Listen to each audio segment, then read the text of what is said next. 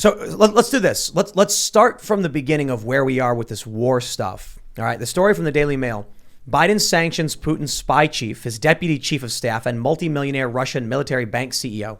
President hits Kremlin inner circle and deploys more troops after slamming Russian leader for thinking he has a right to claim parts of Ukraine. So I guess today Russia kind of upped the ante and said, we're going to, occupy the entirety of these regions, even the parts that are controlled by Ukraine, because they're saying they're independent states. Biden, of course, comes out and responds. Putin, I guess, what did he say? That he was in a meeting and didn't bother watching what Biden had to say? Didn't hear it. This is the first domino. Sanctions on specific people. If it has to escalate beyond this, if we're going to see any of this crazy war stuff we've been talking about. So I guess right now, if this is what we're seeing, Russia is putting troops in Ukraine.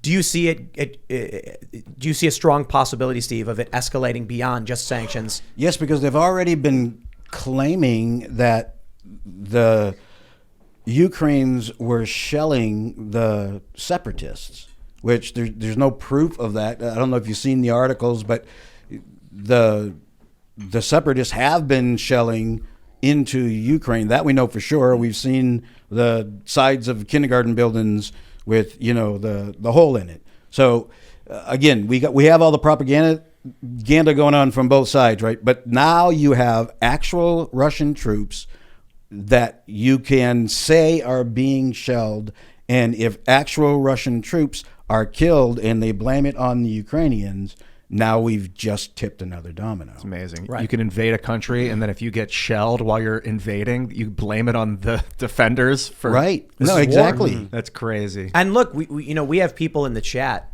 who are saying things like, oh, but they're independent regions. They have a right to declare independence. And so the question is, did these regions really declare independence? Now, so here's where it gets a little bit sketchy. And what I mean is, if you can understand what happened when the Soviet Union took over, they Russified all of the occupation countries that they were in.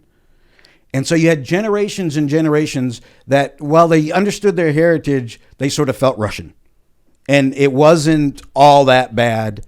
And then as the Soviet Union breaks down, and so they retreat back to the motherland, Russia proper, you get these generations who still have a kindred spirit with the Russians.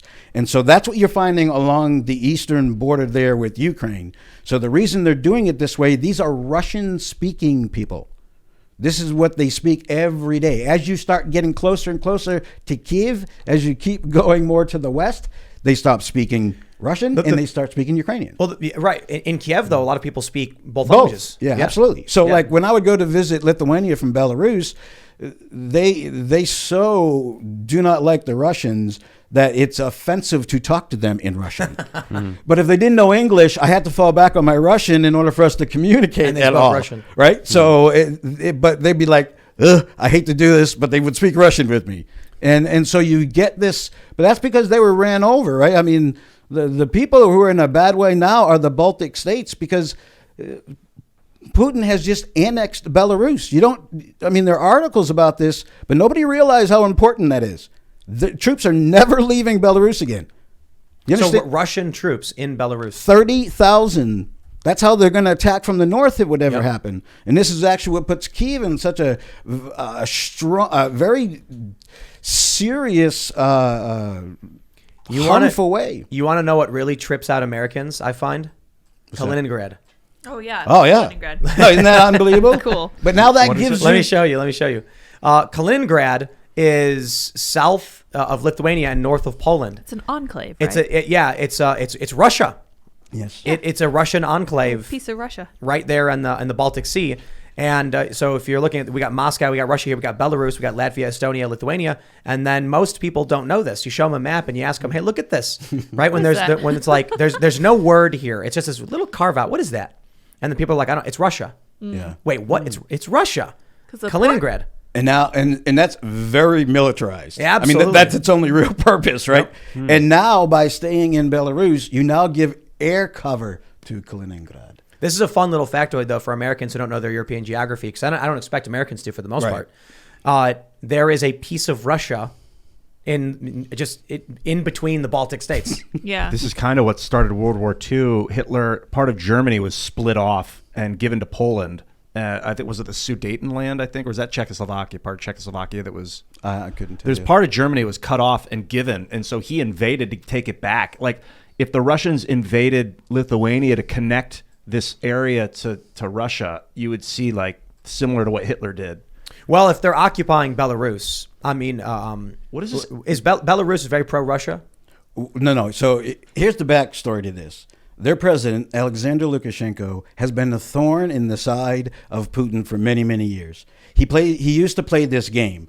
He would go and look towards the West, make him mad, but look for IMF money. And then when he got what he wanted, he would go back to Putin, and then he'd give him all kinds of hassle over that pipeline coming through Belarus, right? And they get such a discount for the fact that that pipeline goes through there.